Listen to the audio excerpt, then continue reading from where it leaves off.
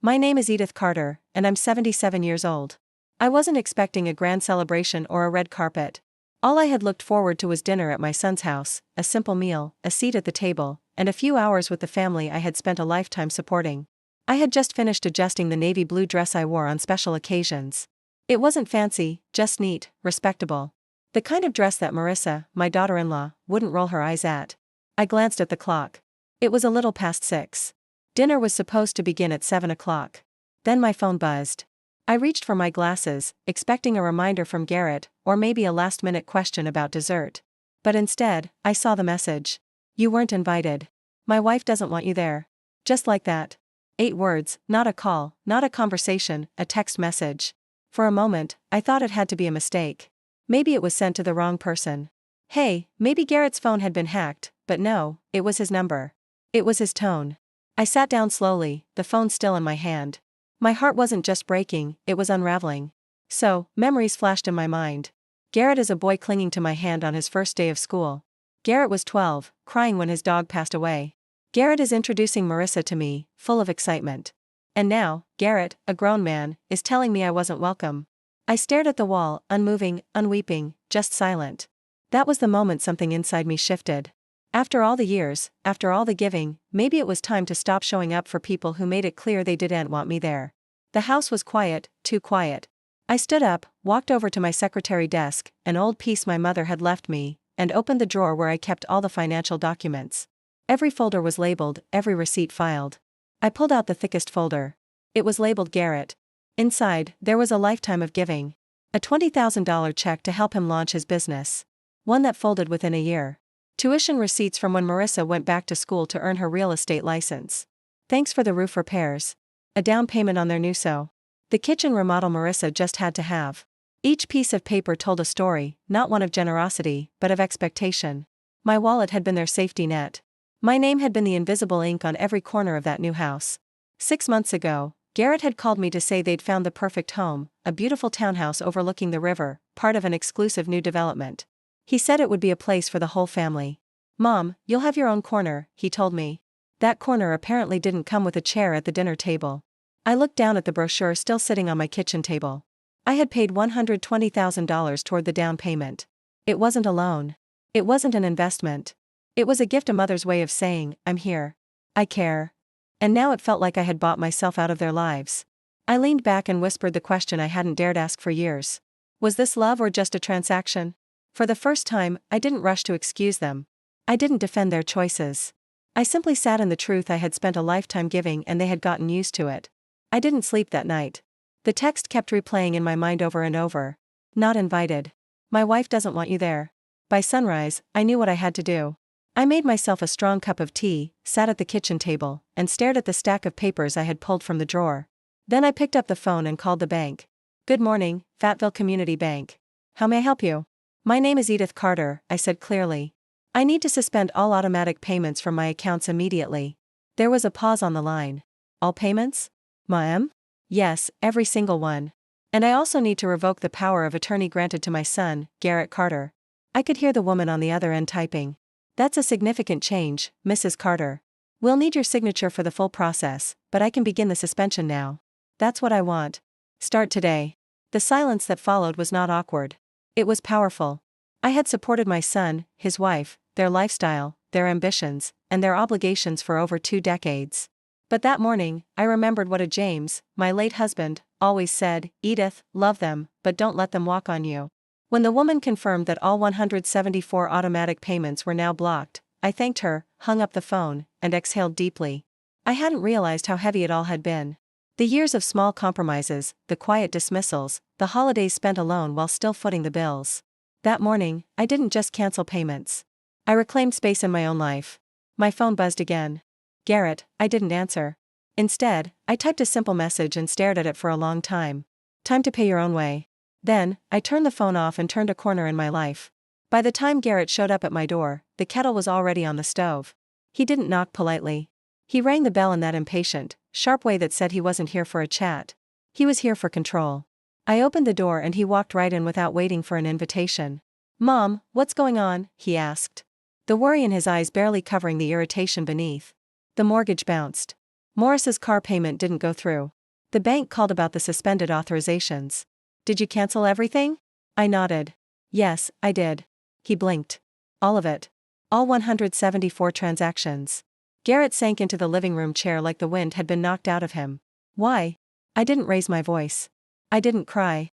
I just looked at him and said, "You uninvited me from your house, Garrett. The one I helped pay for. You sent a message saying your wife didn't want me there. And you didn't even try to stop her." "That was a mistake," he stammered. Marissa was upset. "I didn't mean it. You didn't mean to say it, or you didn't mean for there to be consequences?" I asked quietly. He looked away. I poured 2 cups of tea, placing one in front of him. He didn't touch it. "We have bills, Mom," he said finally. "Loans, Toby's tuition, the house. You've always helped us." I did, I agreed. But that help became expected. And then it became invisible. Garrett opened his mouth to respond. But I raised my hand. "Tell me one thing you've done for me, Garrett," I asked, my voice soft but steady. "One thing you did not because you had to, but because you wanted to. One thing that didn't involve you needing something from me." He sat in silence. And in that silence, I found my answer. 2 days later, it was Toby who showed up. He looked disheveled, wrinkled shirt, dark circles under his eyes. And that nervous energy of someone who had never truly faced consequences.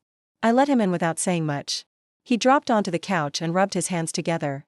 "Grandma, I need help," he began. "My credit card's been frozen. I can't pay my rent. My car's overdue. I'm in trouble." I sat across from him, calm and composed. "How much do you owe?" He hesitated. "About $7,000. What did you spend it on?" He shrugged, avoiding my eyes. "Some stuff, a new phone, a trip with friends, a few parties." I nodded slowly. "You've been working for 2 years now, right, at the insurance company?" "Yeah. So, why haven't you learned to manage your money?" He looked like a child being scolded, not a 23-year-old man. "I guess I always thought I could ask Mom and Dad or you." "That's the problem," I said. "You've all gotten used to thinking I'd always be here to fix things. But I'm not your backup plan, Toby. I'm not your bank." He leaned forward, desperation creeping in. "Grandma, please, just this once. I swear I'll pay you back." "No," I said firmly. "But I will offer you something else." He looked confused like what? "My lawyer, Mr. Whitaker, is looking for a part-time assistant. Feeling answering phones? It won't solve everything, but it's honest work." Toby blinked. "You do that for me." "I love you," I said. "But I'm done enabling you. My love is no longer measured in money." He sat quietly, unsure of what to say. For the first time, I didn't give in. And for the first time, he heard the word no out of anger, but out of love. Real love doesn't always feel comfortable. Sometimes it sounds a lot like a boundary. That evening, as the sun dipped behind the trees, Rebecca showed up with a bag of groceries and a soft knock on the door. She didn't come for money. She didn't come to plead on anyone's behalf. She just came to check on me. "Grandma," she said as I let her in. "I saw Dad earlier. He looked lost. Mom's furious. Toby sulking. The house is chaos." I didn't respond right away. We unpacked the groceries together. She chopped vegetables while I boiled pasta. After a while, she asked quietly, "Are you okay?" I looked at her. Truly looked at her. Rebecca had always been different, quieter, more thoughtful. She never asked for much. She called on my birthday. She visited without a reason. She hugged me just a little longer. "I'm okay," I said. "For the first time in a very long time, I think I'm actually okay." She smiled. "Good, because I think you're doing the right thing." I raised an eyebrow. "You do?" She nodded. "I've seen how they use you, especially Mom. She's always dressed in the best, drives the best, debt, and somehow it's always you footing the bill." It startled me to hear those words from someone so young. But she wasn't just a child anymore. She was a woman, and she saw clearly. "You've taken care of everyone for so long," Rebecca added. "It's time someone took care of you." We sat down for dinner, just the 2 of us. No tension, no manipulation, just a simple meal and honest conversation. Before she left, she hugged me tight. "I'll always be here for you, Grandma, not for your money, for you." I kissed her cheek. That's all I ever wanted. In a house that had echoed with demands and expectations, Rebecca's presence was the one thing that felt real. It reminded me what family should feel like. Safe, sincere, and free. The next day, Garrett called again. "Mom, we need to talk as a family." His voice was tight, rehearsed. I could hear Marissa in the background. "Tomorrow at 2, I said, "my house. No surprises." But of course, there were surprises. At exactly 2 o'clock, Garrett showed up first. He looked exhausted, shirt wrinkled, eyes puffy. "Mom," he said, "I wanted to talk to you before everyone else arrived." "Everyone else?" He hesitated. Marissa, she invited a few people. Her parents, her sister, they're concerned. I stepped to the window and froze. 3 cars had just pulled into my driveway. Out stepped Marissa in full glamour, followed by her parents, siblings, even a couple of their friends. I turned back to Garrett. You brought an audience? She thinks he started, but I held up my hand. When the doorbell rang, I opened it slowly. Marissa stood there, flanked by her delegation. Good afternoon, Edith, she said loudly, projecting her voice. We're here to discuss this situation as a family. This is my home, I said quietly. Not a courtroom, not a boardroom, just my home. And I didn't invite any of them. Marissa blinked, clearly not expecting pushback. You, Garrett, Toby, and Rebecca may come in. The rest can wait outside or leave. Marissa's smile faltered. She turned to her family. Please wait in the cars. We won't be long. Reluctantly, they retreated. Once inside, I faced my son, my daughter-in-law, and my 2 grandchildren. So, I said calmly, who wants to tell me what this circus is really about? Marissa launched into a speech. Your financial decision affects all of us. My parents' retirement plans, Garrett's brother's situation, even Toby's future. I listened, arms crossed, and said nothing. When she finally paused for breath, I looked at her and asked. And when did I become responsible for all of that? No one answered. Because deep down, they all knew the truth. They hadn't come to fix a relationship. They had come to salvage their lifestyle. The room was heavy with silence. After my question, Garrett finally spoke, voice low. Mom, we've come to rely on your help. You've always been there. We just didn't think you'd ever stop. I nodded. Exactly. You didn't think. You just took. I turned to Toby. How many times have you visited me just because you wanted to, not because you needed money? He shifted in his seat. And Marissa, I said, facing her, tell me one thing, one single thing you've done for me without expectation.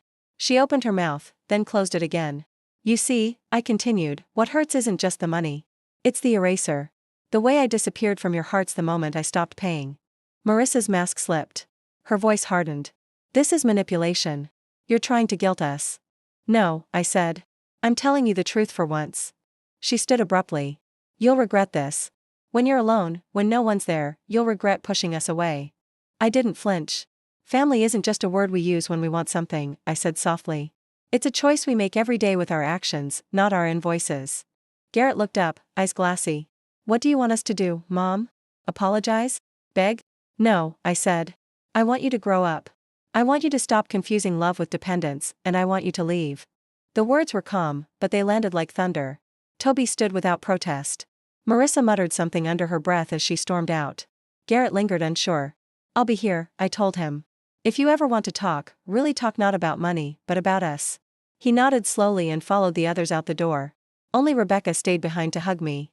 I'm proud of you, Grandma, she whispered. I didn't reply. I just held her close. Because for the first time in a long time, I had nothing to prove and nothing to give but the truth.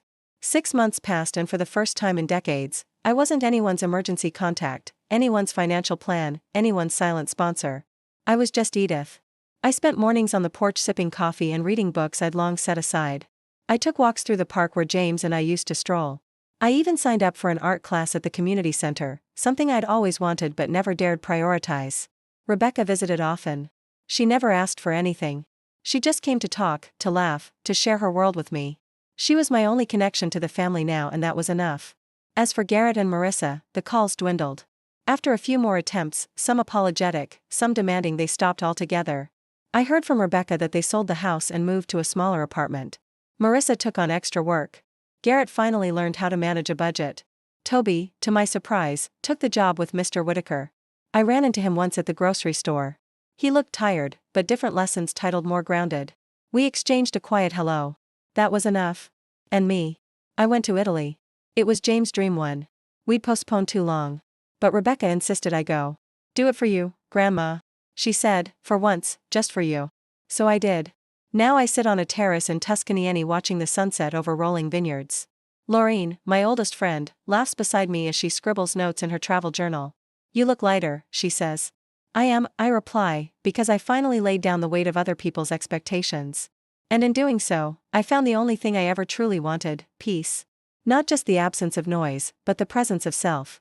The quiet strength of someone who no longer needs to be needed to feel whole. That evening, as twilight painted the Tuscan sky in gold and violet, my phone buzzed. Garrett's name lit up the screen. 6 months ago, I would have answered before the second ring, eager, hopeful, already rehearsing ways to fix whatever was wrong. But now, I simply looked at the screen and let it fade to black. I didn't need to hear another promise. I didn't need to be pulled back into a cycle I finally stepped out of. Instead, I picked up my wine glass, raised it to the horizon, and whispered to me, the version of me that had always come last. The version that stayed silent at dinner tables where I was unwelcome, who smiled through birthdays alone, who paid bills with shaking hands and called it love. She was gone now. In her place stood a woman who had learned that freedom doesn't come from letting go of people. It comes from letting go of permission. I don't owe anyone an explanation for choosing peace. I don't owe anyone my savings, my time, or my seat at a table I was never really welcome to. What I do owe at this stage in life is honesty with myself. Rebecca texted later that night a photo of her new apartment and a simple message. Grandma, I can't wait for you to visit. I made you a room just yours. Always. And with that, I smiled because sometimes the legacy we leave behind isn't the money we gave or the house we built. It's the truth we finally spoke and the boundary we were brave enough to draw. If this story spoke to your heart, share it because someone out there needs to hear.